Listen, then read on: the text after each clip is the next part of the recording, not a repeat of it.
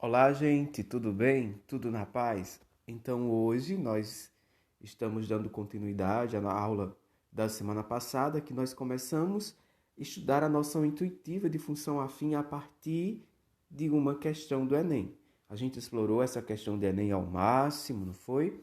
E hoje nós vamos dar continuidade. Hoje nós vamos continuar estudando função afim. Ainda também na introdução, a gente está introduzindo ainda o conteúdo função afim para continuarmos, certo? Dar continuidade e nessa continuidade conseguirmos chegar ao nosso objetivo final.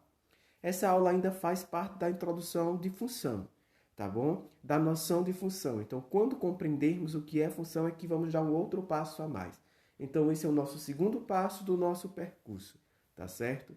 E para isso, nós temos alguns objetivos para a nossa atividade de hoje, para a nossa aula de hoje, que é compreender o conceito intuitivo de função, relacionar as grandezas inversamente proporcionais e também as diretamente proporcionais com uma lei matemática. Essa lei matemática é o que nós estamos chamando de função. E nós vamos ter que distinguir numa função as variáveis dependentes e independentes. Então, essas são as três coisas, os três objetivos que nós precisamos saber nessa aula de hoje. Nessa aula de hoje nós vamos ter que aprender, nós vamos sair daqui sabendo disso, tá bom? Então, como se dará a aula de hoje? Nós vamos ter três situações, problemas, três exemplos, nós vamos resolvê-los e depois que resolvê-los, a gente vai ter a atividade, tá certo? Então, o primeiro exemplo, ele vem explorar a ideia, os três exemplos vêm explorar a ideia intuitiva de função, a noção de função. E o primeiro vem tratar do número de gasolina e o preço a pagar, tá certo? Então, a ideia de função ela sempre está relacionada com duas grandezas, certo? Grandeza é aquilo que pode ser medido.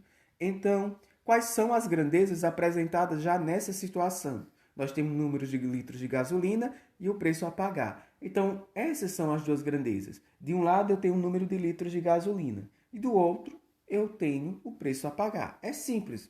Vamos pensar aqui. Você sai de sua casa para ir em algum lugar, mas a sua moto está precisando de gasolina. Então você passa num dos postos aqui de Mauriti, que a gasolina está custando mais de 3,50, com a mais de 4,50 atual, e vai abastecer. O número de litros que você colocar lá no tanque é o preço que vai lhe dar o valor, do valor que você pode pagar. Então, o preço ele está dependendo da quantidade de litros que você vai comprar, a quantidade de litros. Então, vejamos bem, se você compra 1 litro, sem considerar agora o preço atual, vamos pegar esses dados aqui, são fictícios, de acordo com a tabela, olhando. Se você compra 1 litro de gasolina, você vai pagar quanto? Sabendo que o litro custa R$ 3, você vai pagar R$ 3.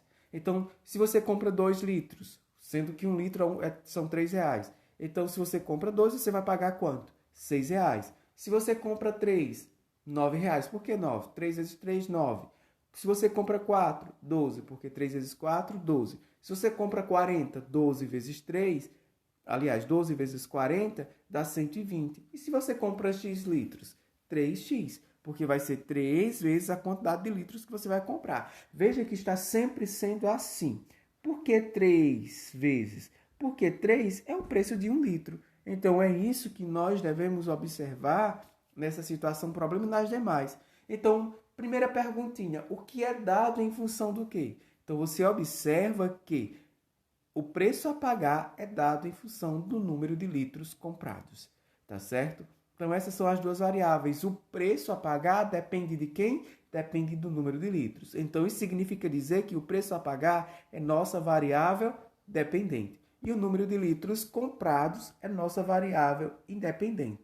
Agora, se perguntasse qual é a lei matemática, qual é a função, qual é a lei da função que associa o preço a pagar com o número de litros de gasolina comprados? Simples. O litro não custa R$ 3, então vou ter sempre 3 vezes o número de litros comprados. Ou seja, a nossa expressão é P igual a 3x.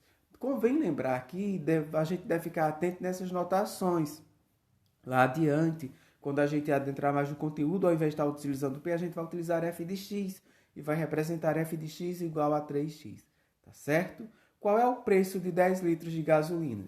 Já vimos que 1 litro é 3, então vou ter 3 vezes 10, que vai dar quanto? 30. Agora, se eu disponho de R$ 39, quantos litros de gasolina eu vou comprar?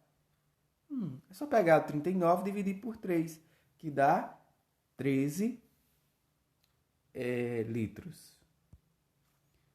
Continuando, agora aqui nós vamos ter uma outra situação, problema, que é a relação entre tempo e distância, tá certo? Aí vai dizer assim, imagine que em uma rodovia o motorista mantém uma velocidade constante de 90 km por hora por algum tempo. Veja que a tabela relaciona o tempo em horas e a distância em quilômetros, tá certo? Então aqui nós temos a tabela dela, se a gente for explorar mais dá para tirar os pares ordenados e por aí vai, tá certo?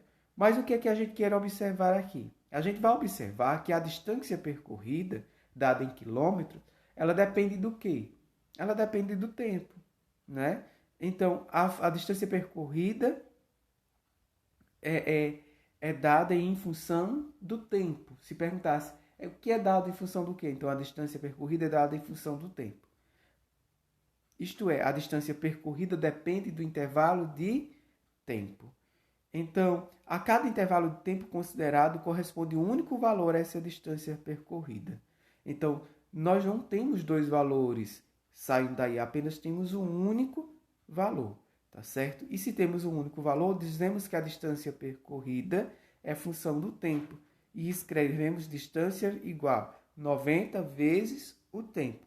Esse tempo vou chamar de t, então vou ter d igual a 90 vezes t.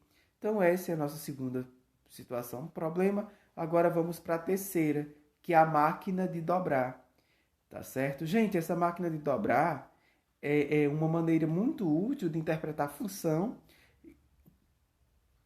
para interpretar função, onde os números que entram nessa máquina são processados ou calculados. Os números que saem da máquina são dados em função dos números que entram. Então, por exemplo, se nessa máquina dobrar entrou o número 1, qual é o que vai sair? O 2, porque é o dobro. Qual é o dobro de 1? 2. Se entrou o 2, qual é o que vai sair? É o dobro de 2, que é 4. Se entrou menos 3, qual é o número que vai sair? Menos 6, porque o dobro de menos 3 é menos 6. Se entrou 4,3, qual é o número que vai sair? O dobro de 4,3 é 4,6. E se entrou x, o dobro que vai sair vai ser 2x. Gente, e se a gente perguntasse aqui qual é a lei matemática dessa função? Então, iríamos dizer que f de x igual a 2x, tá certo? Então, esse exercício, esses exemplos são os que nós estamos estudando. E aqui tem duas questõezinhas, a nossa atividade de hoje possui duas questões. Um abraço e até a próxima aula.